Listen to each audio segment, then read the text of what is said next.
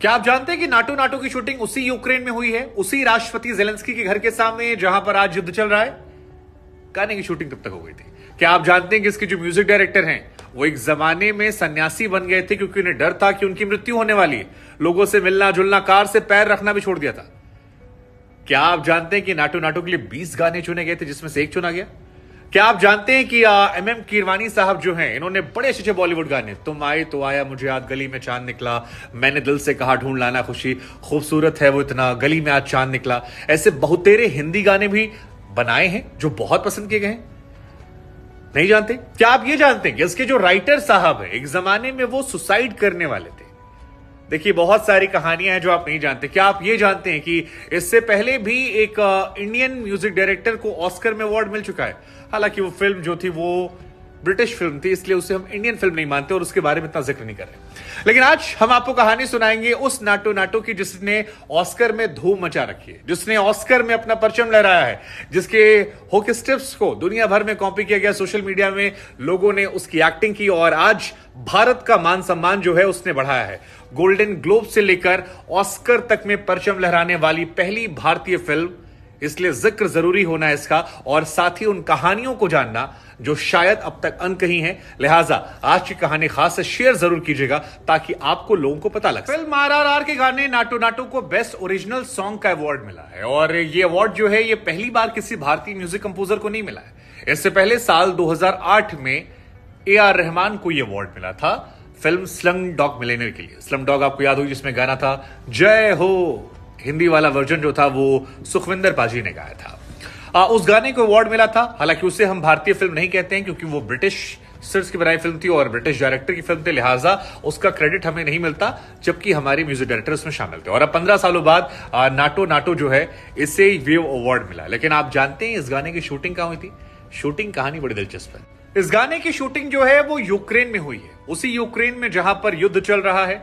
Ukraine की राजधानी Kyiv में मारिंस्की करके जगह है जहां पर यूक्रेनी राष्ट्रपति का पैलेस है, जेलेंस्की साहब का। वही जेलेंस्की जो टी शर्ट पहने पुतिन को अक्सर चुनौती देते हैं, उनके पैलेस के सामने ही यह गाना शूट हुआ है। 20 दिन में कहा जाता है 35 बार यह शूट हुआ है और तकरीबन 50 डांसर्स इसमें शामिल थे और 400 लोगों का स्टाफ था जो इस गाने की कोरियोग्राफी में रहा। और जेलेंस्की साहब से राजमौली और किरमानी जी ने परमिशन मांगी, उन्होंने परमिशन दी। वैसे यूक्रेन में बहुत बड़ी संख्या में भारतीय बच्चे जो हैं वो पढ़ाई करने के लिए आते हैं मेडिकल की, उसी दौरान यह गाना शूट हुआ था। और इस गाने की शूटिंग 2021 में हुई, जिसके बाद बवाल कट गया और तब से बवाल जो कटा वो अब तक चला हुआ है। उसके बाद कीव की घेराबंदी हो गई थी, वहां पर टैंक बम आ गए थे, कई बार तो हमले भी हुए, उसके पहले शूट कर लिया गया। तमिल वालों के लिए नाटो नाटो है और हम जैसे हिंदी वालों के लिए नाचो नाचो है। वैसे नाचो नाचो जो है या नाटो नाटो जो भी कह लें, इस गाने की कोरियोग्राफी जो है वो जिन्होंने की है उन्होंने तकरीबन 100 से ऊपर स्टेप्स दिए थे और उन तमाम स्टेप्स में ये जो नाटो नाटो वाला स्टेप है इसे फाइनल किया गया था। इसके पीछे एक लॉजिक दिया गया था। लॉजिक ये था कि ये दो दोस्तों की कहानी है। राजमौली चाहते थे कि ये गाना जो है ये अच्छे स्टेप में शूट हो, लेकिन ऐसा स्टेप ना हो जिससे कोई आम इंसान कर ही ना पाए। वो जानते थे कि सोशल मीडिया की ताकत बहुत होती है और अगर सोशल मीडिया पर इसके हुक स्टेप को कॉपी कर लिया गया तो फिर तो नाटो ही नाटो होगा। और यही वजह रही कि जैसे ही ये गाना रिलीज हुआ 24 घंटे में 17 मिलियन से ऊपर चला गया था, सोशल मीडिया प्लेटफॉर्म्स पर छा गया था और उसके बाद जिधर देखो वहां पर नाटो गाने लिखे गए थे, जिसमें से ये वाला वर्जन जो है ये चुना गया था। मलयालम में भी और बाकी कई भाषाओं में भी आया था। लेकिन इस गाने को लेकर कहा जाता है कि 90% काम जो है लिखने का वो एक दिन में पूरा हुआ था और बाकी जितना गाना है उसने बहुत समय लिया था। और पूरा गाना शूट होने में और काम मतलब बनने से लेकर राइटिंग से लेकर खत्म होने में तकरीबन 20 महीने का वक्त लगा था एक गाने में। सोचिए कितना समय लगा होगा। नाटो नाटो जो आप देखते हैं इतना आसान नहीं रहा है, लेकिन कहते हैं ना सब्र का फल मीठा होता है। और आज देखिए पहले गोल्डन ग्लोब मिला और उसके बाद अब ऑस्कर में बेस्ट ओरिजिनल सॉन्ग का अवार्ड। जलवा। इस गाने के चार्म का अंदाजा पैसे लगा सकते हैं कि जब फर्स्ट डे ये गाना रिलीज हुआ तो नाटो नाटो के तमिल वर्जन पर 17 मिलियन व्यूज 24 घंटे में आए थे। ओवरऑल 5 भाषाओं में ये रिलीज जब हुआ तो 35 मिलियन व्यूज 24 घंटे में मिले थे। और अभी हिंदी वाले पे ही तकरीबन 2.5 मिलियन लाइक्स हैं और 265 या 70 मिलियन व्यूज उस पर हैं। हिंदी वाले की बात कर रहा हूं मैं, तमिल वाला नाटो नाटो तो अलग है। तमिल वाले नाटो नाटो की कहानी आप ऐसे समझ सकते हैं कि तमिल वाला जो नाटो नाटो है वो तमिल का पहला सॉन्ग था जिससे 1 मिलियन लाइक्स मिले थे। तो ये तो गाने की कहानी हमने बता दी, कैसे गुरु हिट था और कैसे पसंद किया, जो यहां से लेकर गोल्डन ग्लोब और फिर उसके बाद ऑस्कर तक छा गया। अब बताते हैं कहानी सुसाइड वाली, मृत्यु वाली और कुछ और दिलचस्प कहानी, जिससे आप जान कहेंगे रू ऐसा भी होता है, मतलब होता तो है। जादू है, नशा है, चलो तुमको लेकर चले, मैंने दिल से कहा ढूंढ लाना खुशी, आभे जा, कभी शाम ढले तो मेरे दिल में आना, गली में चांद निकला। ये तमाम वो गाने हैं जो करीम साहब ने कंपोज किए और बहुत हिट रहे। खूबसूरत है वो इतना सहा नहीं जाता। लेकिन एक दौर ऐसा आया कि जब किरमानी साहब के गुरु ने कहा कि तुम्हारी असमय मृत्यु होने वाली है। दरअसल हुआ कुछ यूं कि इनकी पत्नी जो है श्रीवल्ली जी, वो गर्भवती थी और इनके गुरु जी ने कहा कि तुम्हारी असमय मृत्यु होने वाली है, 1.5 साल का टाइम पीरियड तुम्हारे लिए बड़ा खतरनाक है। और इतने ज्यादा ये उस बात को गंभीरता से ले जाते हैं कि उसके बाद इन्होंने लोगों से मिलना जुलना बंद कर दिया।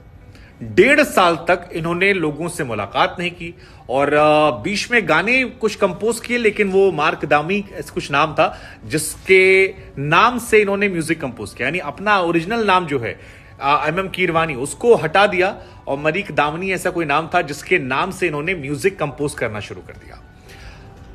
कार से उतरने के पहले भी ये समय लेते थे, बिना गुरुजी की परमिशन के इन्होंने लोगों से मिलना, फोन उठाना, यहां तक कि सड़क पर कदम रखना भी बंद कर दिया। और उसके बाद जब इनकी पत्नी गर्भवती हो गई, बच्चा हो गया, तो उस पूरे टाइम स्पैन को खत्म करने के बाद वापस ये नॉर्मल हुए, वरना इन्हें लगता था कि इनकी असमय मृत्यु हो जाएगी।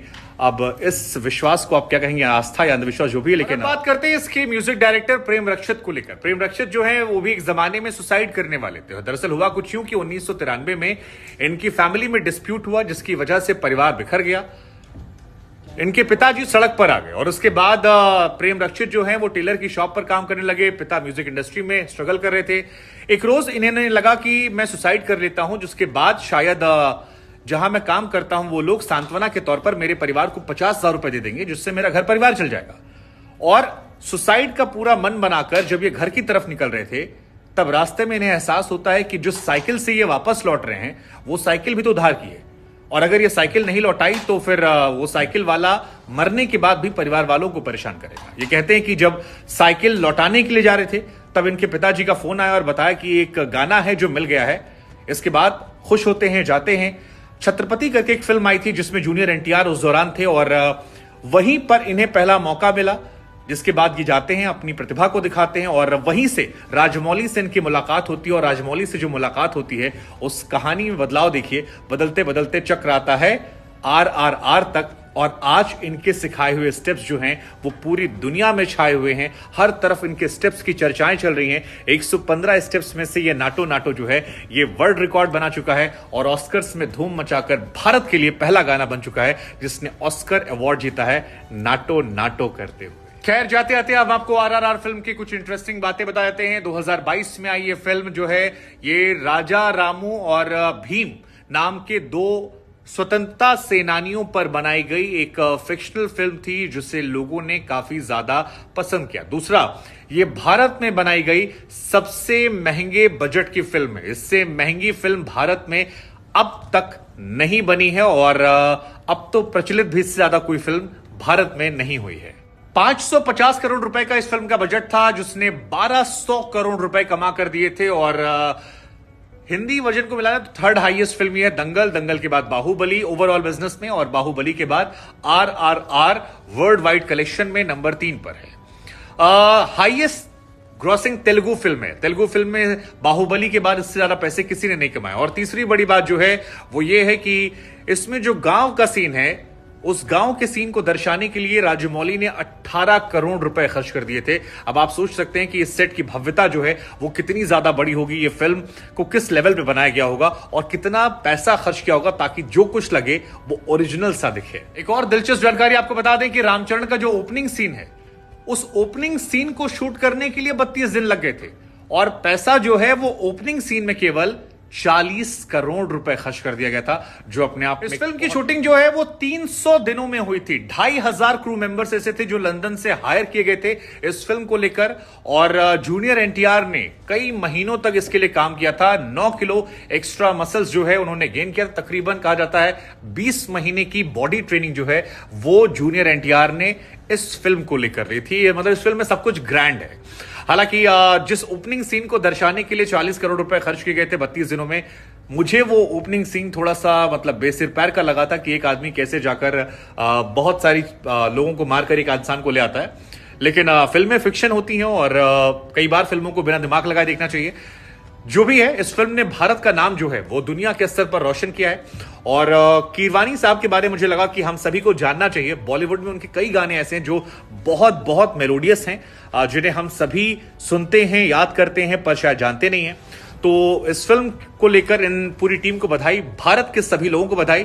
और साथ ही एक सवाल हमारा आपसे है कि बॉलीवुड की फिल्में, जो इतने सारी फिल्में आती हैं हर साल, इतने सारे म्यूजिक डायरेक्टर्स हैं, बड़े बड़े डायरेक्टर्स हैं, उनका परचम इंटरनेशनल मंच पर क्यों नहीं लहरता? क्यों नहीं गोल्डन ग्लोब या ऑस्कर के जो अवार्ड्स हैं वो भारतीय फिल्मों को मिलते हैं, जबकि साउथ फिल्मों का दबदबा जो है वो वहां देखने को मिलता है?